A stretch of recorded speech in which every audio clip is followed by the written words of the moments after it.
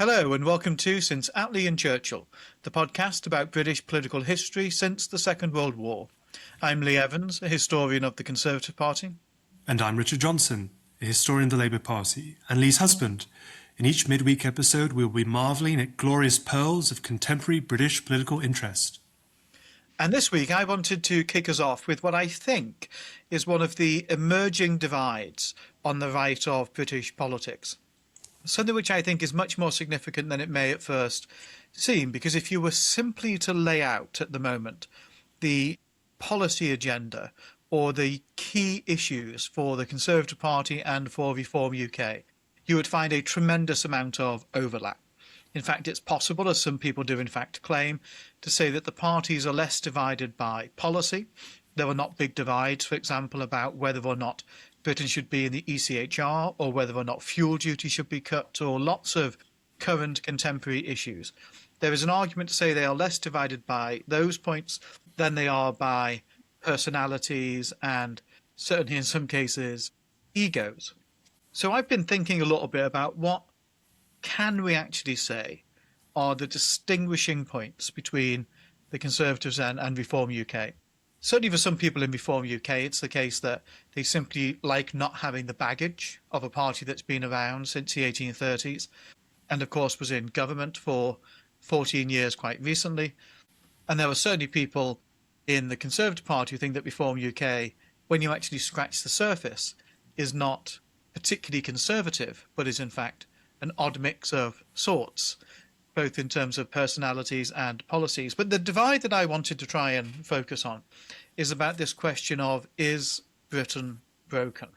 And we can actually go back to Robert Jenrick's defection speech, the one that was apparently left on a photocopier and discovered and led to him being sacked and kicked out of the party, to find one of the ways in which this has opened up as a cleavage on the right. So Jenrick said, when he was being welcomed into Farage's party, "I challenge anyone to argue Britain is not completely broken. At a recent shadow cabinet, a debate broke out. The question was put to the group, is Britain broken? I said it's broken. Almost all said it's not broken. And we were told that's the party line." Whether or not that's exactly true as it was told, we can read into some recent articles that Kemi Badenoch has written that she and the Conservative Party she leads do not think Britain is broken. Badenoch wrote in the Times recently, "Britain is in a toxic relationship with big government. It's making us miserable. People are working harder, paying taxes, yet see decaying public services and disorder in the streets. To some, this is proof that Britain is broken. This isn't a broken country. It's an extraordinary one, saddled with failing big government." Now, we can see at least a divide there in terms of the rhetoric that they're using. And it might be tempting to think that it is just a question of semantics. But I think there is something a bit deeper going on here. So I wanted to set out in this episode what I think politicians mean, or what I think it is reasonable for politicians to mean when they say that the country is broken. It cannot simply just mean that things could work slightly better. That is always true, and everybody thinks that. So that is clearly an insufficient divide. And it presumably also doesn't mean that Britain is irretrievably damaged or the country is ruined or over. Because if it was, and if that is what these people thought, when they say Britain is broken, presumably they wouldn't be trying to take power in the country. They wouldn't be trying to come up with a policy agenda either. So I don't think it can be at either of those two ends of the spectrum. Either things could be better or things are so bad it's all worth giving up. Instead, I think a reasonable definition of is a country broken or not, or a country being broken, is if the underpinning assumptions, frameworks and institutions of that country need to change if the country is to improve in the way that people want it to. So if somebody was to argue, say, that British politics is broken, I don't think it's sufficient to simply wish that somebody else was Prime Minister or that the last general election had produced a different outcome to be consistent with that claim. They are just things that can peeve anybody about a political system. It doesn't mean that it is broken. Similarly, it would be excessive to say that we should cease to be a democracy altogether if you thought British politics is broken. But it could mean that you think that some of the institutions that make up British democracy need to change. For example, we need proportional representation as opposed to first past the post, or we need an elected head of state as opposed to our hereditary constitutional monarchy, or whatever. So I think that to say something is broken, or to say that Britain is broken, implies that fundamental changes are needed in order for it to work again, most likely at the institutional level. And then from that, you could say, well, what does it mean to be broken in terms of politics, or to be broken in terms of the economic model, or to be broken socially as well? There's lots of different ways in which we could apply that. But for now, I just wanted to wrap up my opening thoughts on this, to look at why this could mean there's a divide on the right that is tangible about, is British politics broken? If we take Reform UK, Nigel Farage's party, its initial policy on the British electoral system, on first past the post, was to be in favour of abandoning it and for proportional representation. So it said even in their 2024 manifesto, although this has been a rather long-standing view, proportional representation voting for the House of Commons. Large numbers of voters have no representation in Parliament, and new parties are shut out of the political system. Voter turnout could be some 10% higher with PR. A referendum is needed. That is not, of course, the Conservative position on the electoral system, but it was reforms. Ditto, the Reform Manifesto was also anti the House of Lords and the current structure that that has. And even parliamentary government itself could go in the reform vision for mending broken Britain.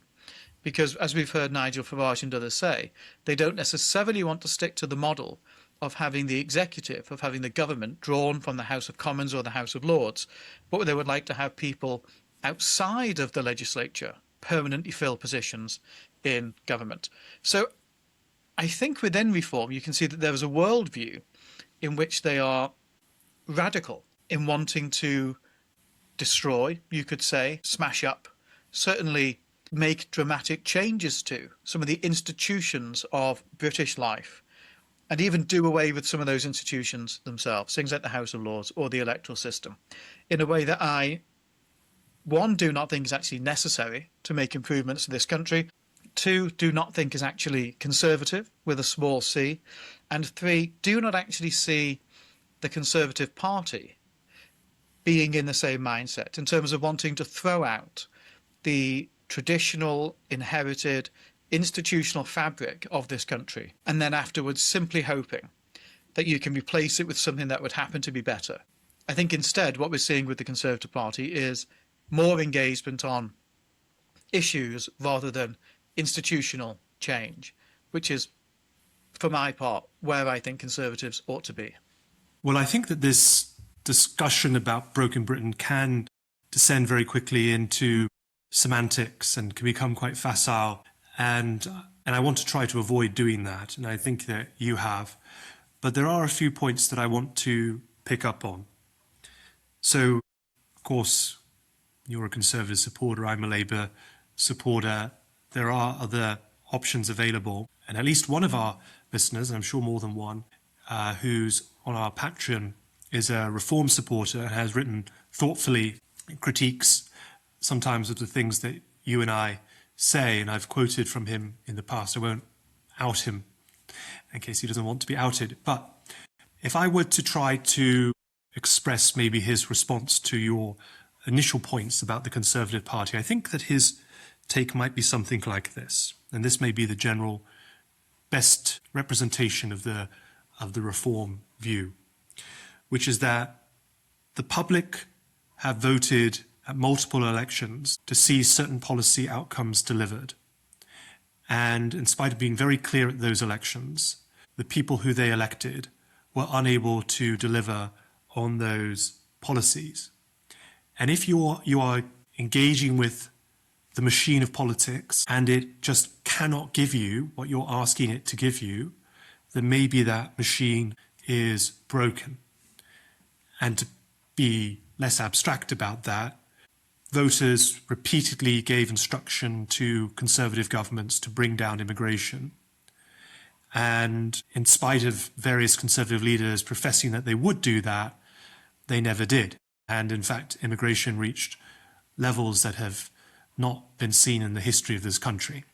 There are other points of critique about the fact that the Conservative governments ended up adopting policies that might be the same types of policies you might see from New Labour. There was a sort of consensus on certain issues that existed at the level of the political class, but maybe didn't exist at the level of the voter. This might be, for example, from a reform perspective, some of the kind of nanny state regulation, or the inability to bring down taxes, or the preservation of New Labour era quangos and cultural institutions, in effect. And so from the Reform Britain has broken perspective, the inability of the public to actually get what they want as a result of going to elections, even though they're pretty clear as to what they want, suggests that something is broken in the political apparatus. Insofar as it applies to immigration, I happen to think there is credibility in that line. And that is why one of the things that the two parties on the British right agree on is that there ought to be some institutional change when it comes to immigration. So the Conservatives and Reform are both committed to leaving the ECHR in order to try and get better control over immigration policy. But then the question becomes, can the British state actually deliver lower immigration? Well, for reasons we've discussed in this podcast before, it self-evidently can, because Parliament is sovereign. Parliament is sovereign to leave the ECHR. Parliament is sovereign to pass new visa regulations. Parliament is sovereign to change what it means to have indefinite leave to remain. Parliament is sovereign to do all of these things. If you take the view, let's say we look at some of the constitutional changes that Reform UK has advocated for in the past, you could very easily find yourself in a situation, as parties on the left have done historically in this country, where you say, oh, well, politics is broken because we've not got what we wanted on all these issues. Therefore, we need to change the institutional framework of British politics. Devolving power, passing the Human Rights Act, establishing the Supreme Court, whatever the case may be, the institutional changes that they made. And then at the end of it, you realise that actually they weren't what really mattered anyway in terms of achieving policy goals. The will and the desire to deliver on the policy goals did. And I think Reform UK are in fact falling with their broken Britain narrative into the same trap as some people on the left have done, in thinking, well, if you remake these things anew, then you will therefore get better outcomes.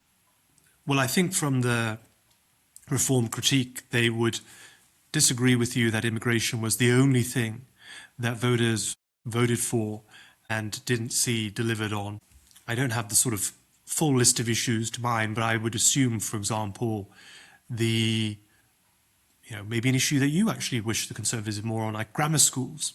The Conservatives basically did nothing on those, or very little on those. I'm sure you're going to say that there was some tweaks here and there, or on things related to, as I said, that sort of nanny state mentality. So Rishi Sunak's push to ban smoking forever for people born after a certain year. I think I would say for some people on the right, that does not feel like the kind of thing that if you're a right-leaning person in Britain, you ever voted for. And yet the government is pushing ahead with that kind of policy while showing themselves to be impotent at other sets of policy. Even if the other list is quite small, the fact remains that immigration was and has been the most salient issue in public opinion polls at many times in the last 20 years, and at general elections has featured very, very prominently. And so the inability for political leaders to deliver on the most salient issue for voters does seem like there is something very wrong. Particularly, I think, even though it's not really a matter of numbers, but I think the image of the small boats crossing gives people a sense that if the state cannot stop people coming into this country who are not meant to be here, but instead responds by housing them at the expense of the taxpayer, then this leads to a profound sense of unfairness and brokenness in the system. And I think that's the core of it. So people don't have to agree with those different positions and policies, but I think that's where it's coming from. The matter of constitutional reform that you've raised, I actually think that reform is fairly agnostic on constitutional matters. And from your perspective, and possibly also from my perspective, or more than possibly, also from my perspective, I would want them not to be agnostic, in the sense that I would want them to preserve our constitution and those institutions. But I don't think that they are dead set against them in the way that I think the Liberal Democrats are. I think the Liberal Democrats are a real threat and danger to the British Constitution. And I think, unfortunately, there are many Liberals who have inhabited the Labour Party who take similar views on constitutional institutions, such as supporting an elected upper chamber, or supporting some forms of federalism, or supporting proportional representation, etc. And although Reform has also articulated their support for these issues, in fact, I did a debate against Richard Tice where I argued for first past the post and Tice argued for proportional representation. I don't actually think that matters that much to them, because I think what they actually care about are those outcomes. And so if they can be assured that they are actually able, basically, to bring down immigration, then they don't really care about whether that's under PR or first past the post, whether that's through strong bicameralism or weak bicameralism, etc., etc. It's just the ability to get it done. And therefore, I think the way to fix broken Britain, as they would see it, is not actually necessarily about changing institutions, although that may be required, but is about just being able to ensure that there is a linkage between what people vote for and then what happens after the vote takes place.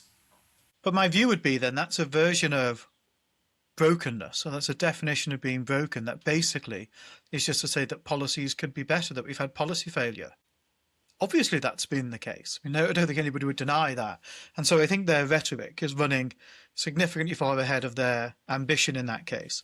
But it's actually not the view that I take about reform and a lot of the people in it. I actually do think they are people who are institutionally much more willing to cause damage and break things up if they don't simply get their way. And they don't necessarily mind if the policy outcomes at the end of it aren't as they would have professed to want. So we can take an example of this with the way in which Nigel Farage has consistently been a thorn in the side of the Conservative Party in British politics. Reform UK is just his latest vehicle for doing so. And basically, Nigel Farage had a choice. He could either be a part of the very long-standing dominant party of the British right and make the arguments inside the Conservative Party for what he happens to believe in. And he's a very successful and compelling politician. I dare say he'd have a lot of success in making those arguments. But he was always much too keen to destroy the Conservative Party and set up his own rival, in which he is king within it and has all the power and all the control himself. And if we take the case of 2024, Nigel Farage was perfectly happy to stand in the seats and make sure that Keir Starmer got an enormous majority, as long as it harmed the Conservative Party. You look at all of the things that a lot of reform people say now, where they seem to be much more obsessed with causing harm to the Conservative Party than they are in actually holding to account the government that we have with a massive majority. And why is that? It's because when they see an institution, even if it's one that they agree with much more, that actually doesn't suit them personally or allow them to satisfy their ambitions, I think they are happiest in destructive mode. Obviously, you and I do take the view that it's better to fight within these large, historic, dominant parties. I mean, there are many things that I disagree with the Labour government doing, and I haven't yet, at least, taken the view that I would resign and join an insurgent party. Indeed, I've been a member of the Labour Party since 2009. There are plenty of things the new Labour government did that I wasn't happy with, But I joined the Labour Party in 2009 because I wanted to argue for my particular views on socialism within the party, and I viewed that that was the correct way of doing that and making the party a better party for the next time that it returned to government. But I think there are plenty of people who not unreasonably look at what you or me do with respect to our political parties and say that it is fairly futile, that the parties cannot be fixed, or the amount of effort that is required to fix the parties is so great that it would be worth channeling those efforts into an insurgent party to challenge them. And I guess that that is ultimately the view of people who join Reform from the right, people who've joined the Greens from the left. I think we probably, you and I, not wishing to speak for you, but my view on this is that the consequence of doing that is actually to weaken the collective strength of the political right or political left. And one of my frustrations has been that so many of my friends who are of a similar wavelength to me in the Labour Party, whether that's people who are more on the kind of economic left of the party, as I would put myself, or more on the social moderate side of the party, as I would also put myself, for different reasons, have gone. And it makes it very difficult for people like me, who are basically left-wing blue Labour people, to find comrades in the party to make that argument, because they've gone off to the SDP or the Greens, or have disengaged with politics altogether, or even gone to the political right.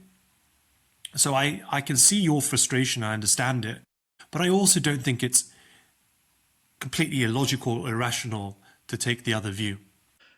But I do think it is historically illiterate, because it depends upon this idea that parties cannot change, but they do change all the time.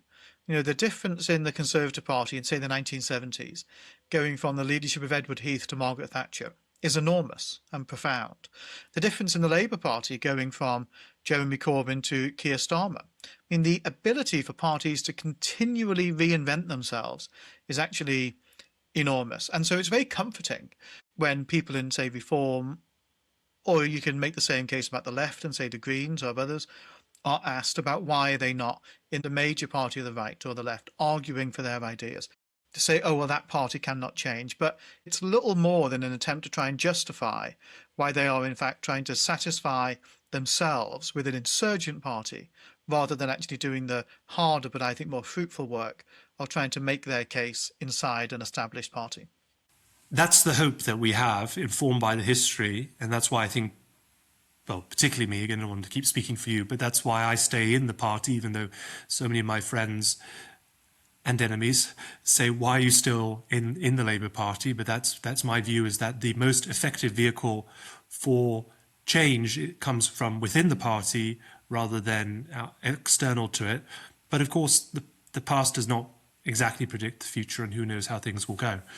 Final thing I just want to say on the actual question, the is Britain broken question, is my view is Britain is broken, and I think it's broken in a much more fundamental way than Reform makes out, because I think the way in which Britain is broken is that the economic model on which we have relied for the last 30, 40 years is fundamentally broken. And Robert Jenrick clearly does not think that, because Jenrick has said that he will basically uphold the institutions of economic orthodoxy. Where you talk about Reform being willing to smash up institutions, it's interesting to me that when it comes to institutions of economic neoliberalism, they've become very protective around them. But for me, the evidence is quite clear that Britain's economic model is broken. We have sustained low productivity, low growth, an overheated housing market and concentration of jobs in the southeast, a lack of good sustainable jobs outside of the southeast.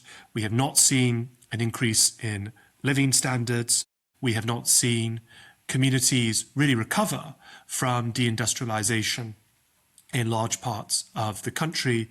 We have instead created an economic model of cheap goods, a service economy that erodes long-term economic standards. We have relied on immigration to hold down wages, to keep down inflation, and also to avoid investment and higher productivity.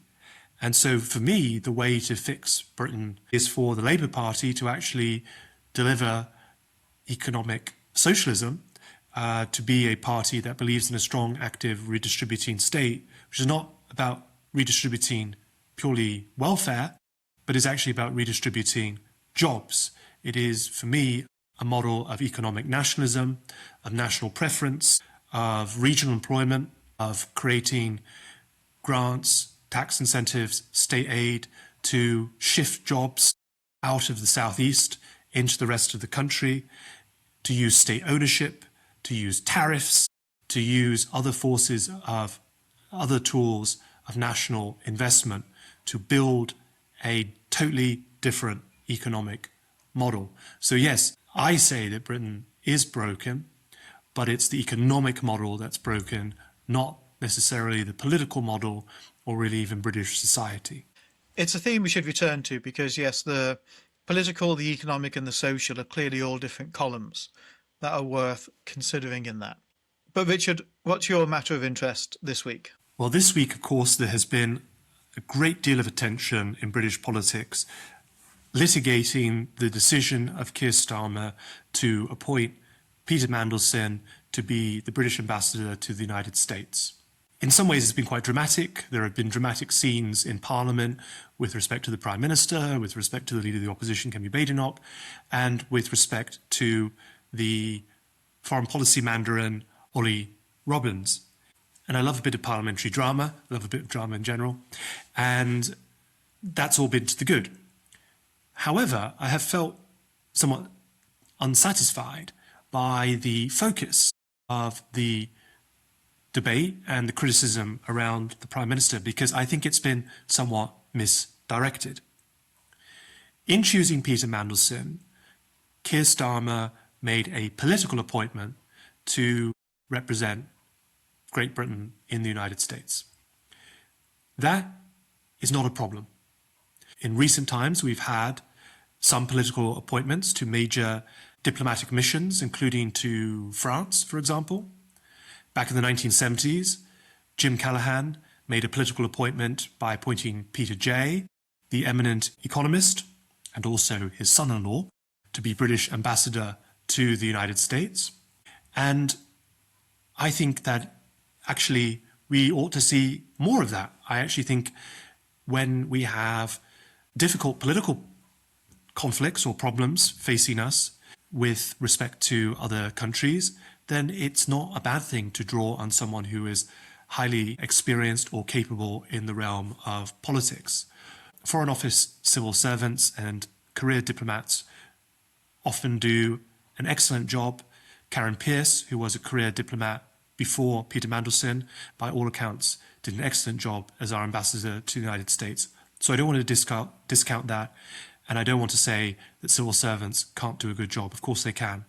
But I also think that sometimes you want a political figure as an ambassador, and it's within the Prime Minister's power to appoint such a person.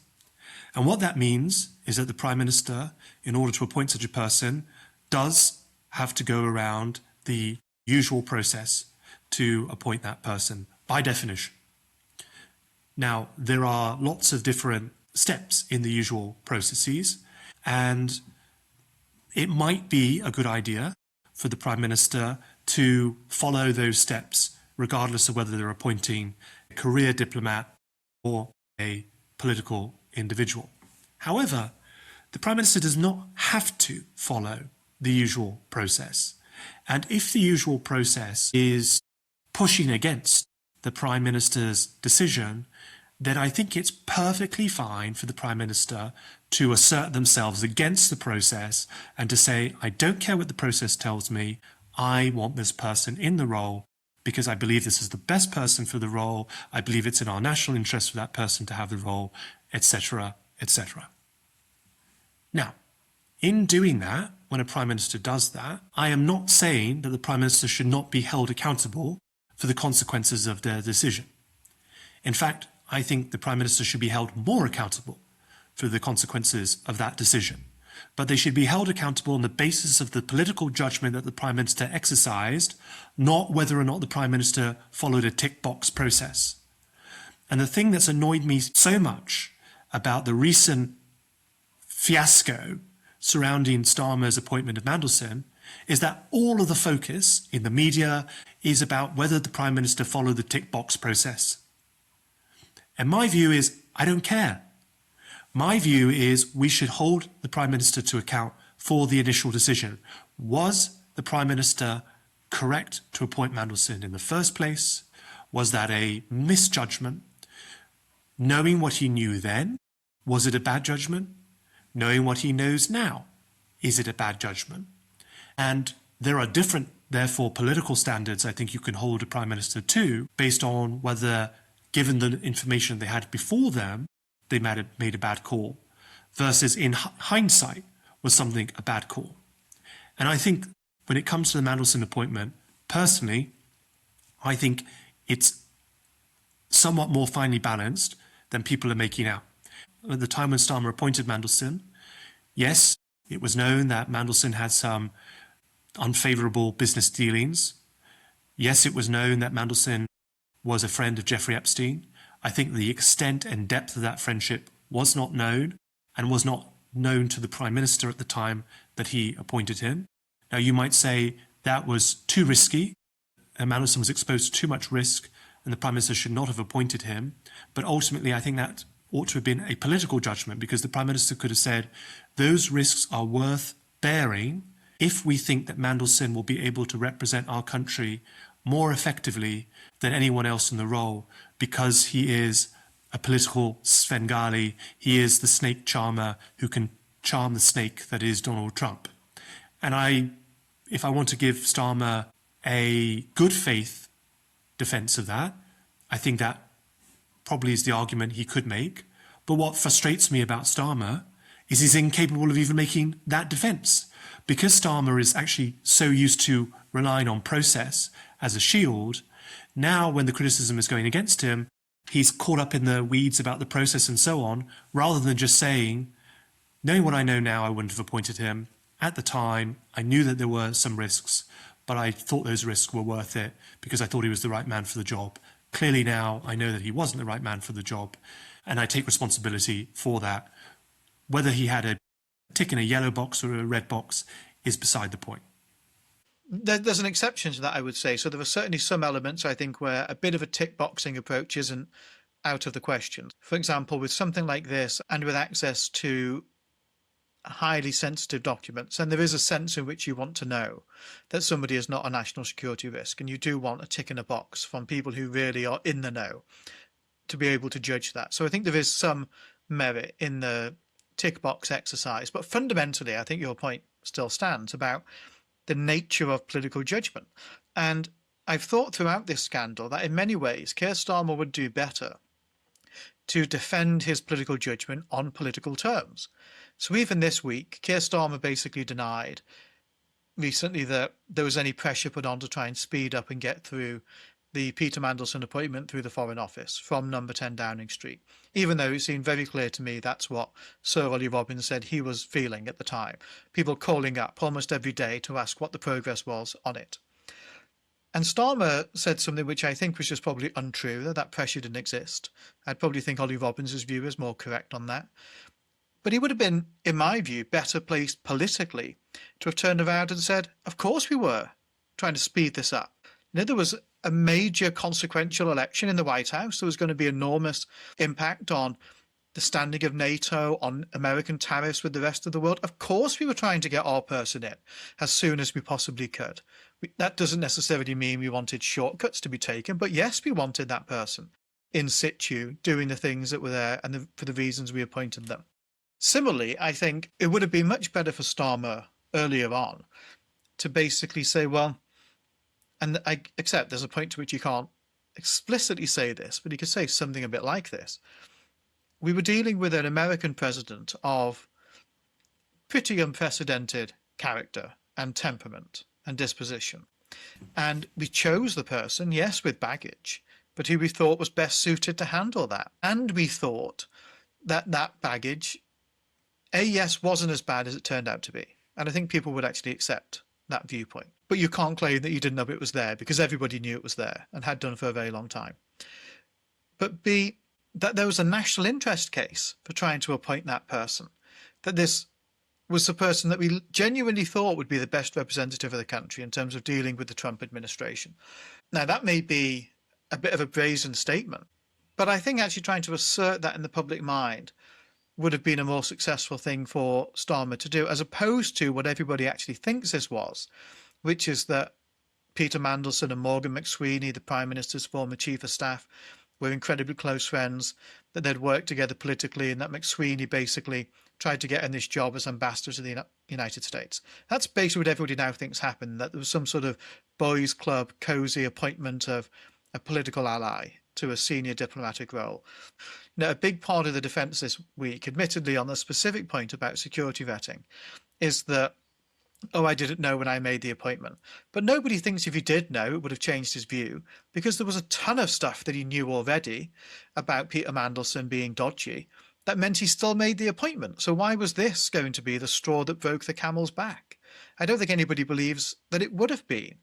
But trying to claim that it was, as opposed to getting into the muddy and murky world of political judgments, I think weakens his argument.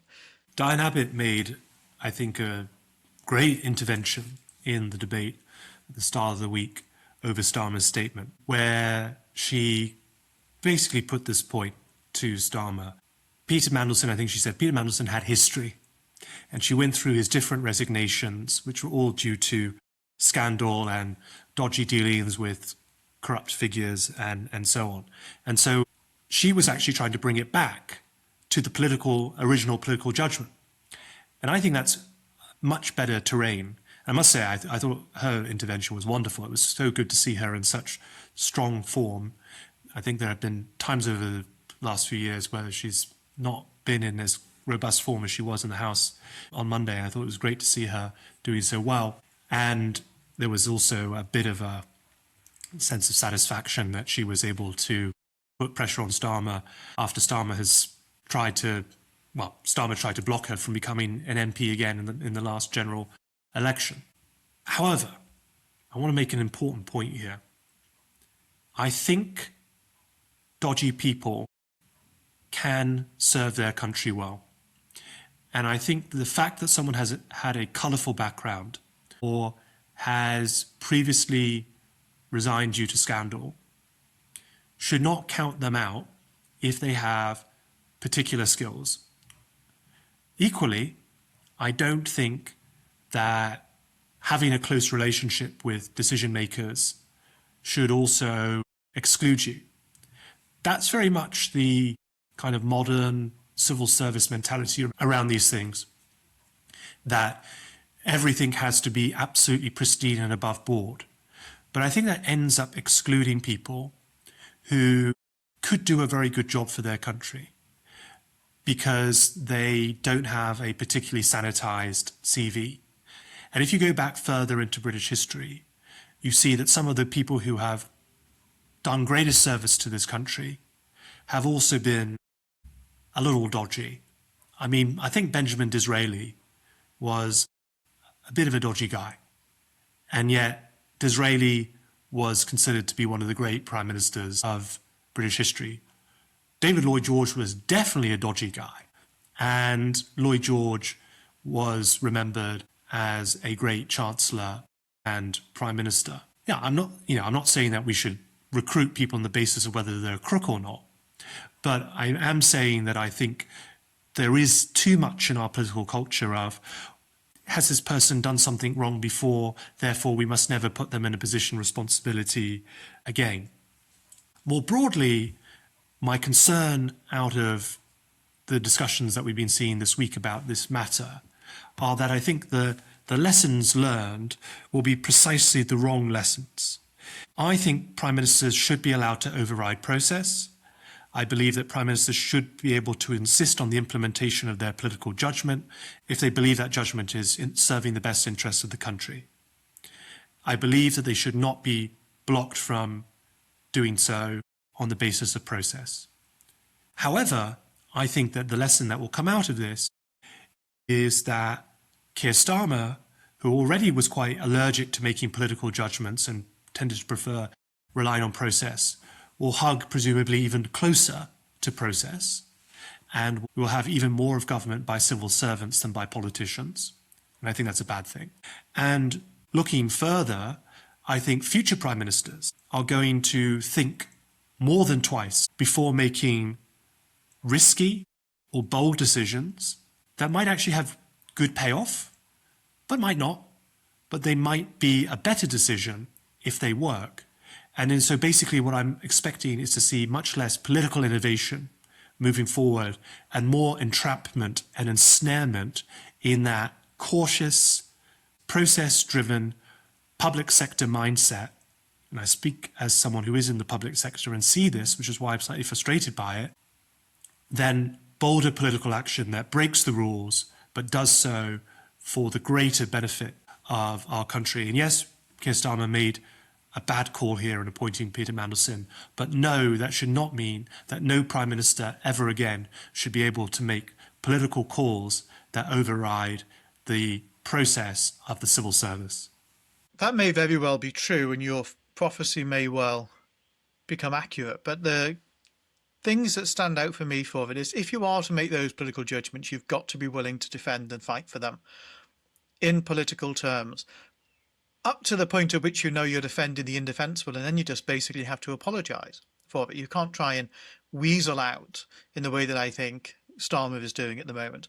And the second point is, and for me, I think this is probably the fatal flaw in Keir Starmer's leadership, political leadership in general, is that he is guilty of one of the cardinal sins of politics, of hypocrisy.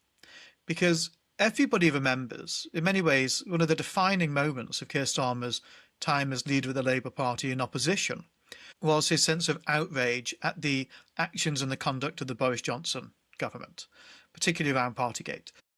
So he portrayed himself as being somebody who was, rather like you describe, process-driven, follows the rules, doesn't do dodgy stuff for one of his mates.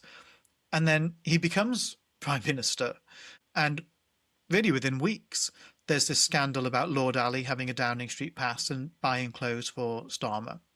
Then there's things like the Mandelson appointment, and it basically turns out that scratch the surface, and Keir Starmer's no better than the people that he was outraged about.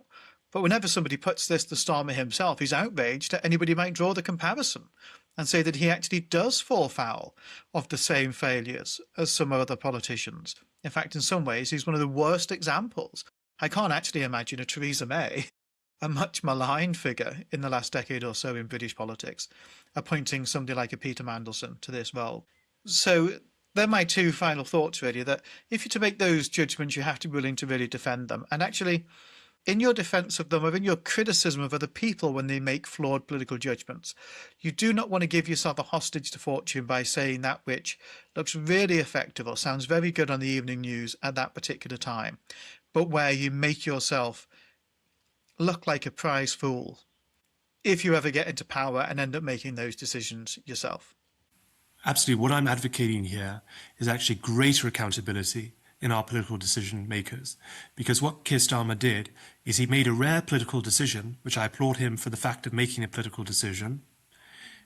It went wrong, and then he's tried to hide behind process to avoid accountability. And what I think he and others around him will try to do is to insulate themselves from any accountability in the future by saying in the future any decision that the Prime Minister makes is basically a process-led decision.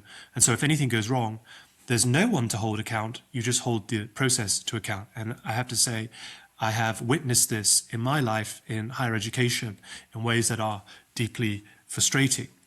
And look, if you're going to make bold appointments, then you're going to need good arguments for it. When Jim Callaghan appointed Peter Jay to be ambassador to Washington, people did ask, what was it about your son-in-law Peter Jay that made you think he was the best choice to be ambassador to Washington? And Callaghan's response was, well, he's the cleverest mind of his generation. There was some back and forth debate over whether that was in fact true, although I think people did view Jay as quite an intelligent thinker. I happened to disagree with his views on economics. He turned out to be a dreadful monetarist. But there was at least a willingness for Callaghan to make that argument. Okay, he's my son-in-law, but I actually also think that he is a brilliant mind. He's the right person at this time when we're having all of these economic challenges where the US is going to play a significant role in the economic future of our country. And to wrap it up, to agree with your other point, Lee, the hypocrisy of this does stink. I was always frustrated, actually, during the Partygate stuff, that I thought that Starmer was being far too fussy about procedure. And when he called for Boris Johnson to resign, I felt that was really premature in the way that he did that. And chickens come home to roost, right? It's come back to bite him in the behind. And in my view, he has no one there to blame but himself. Well, that's all for this midweek Matters of Interest. Just a reminder that if you enjoyed listening to the podcast, please do leave us a positive review wherever you get your podcasts from. And that if you want to listen to more, there are bonus episodes available on the Patreon. There's a link to that in the show notes. Otherwise, we'll be back on Sunday when we'll be asking the question, how political was Elizabeth II? We'll see you then. Thanks very much.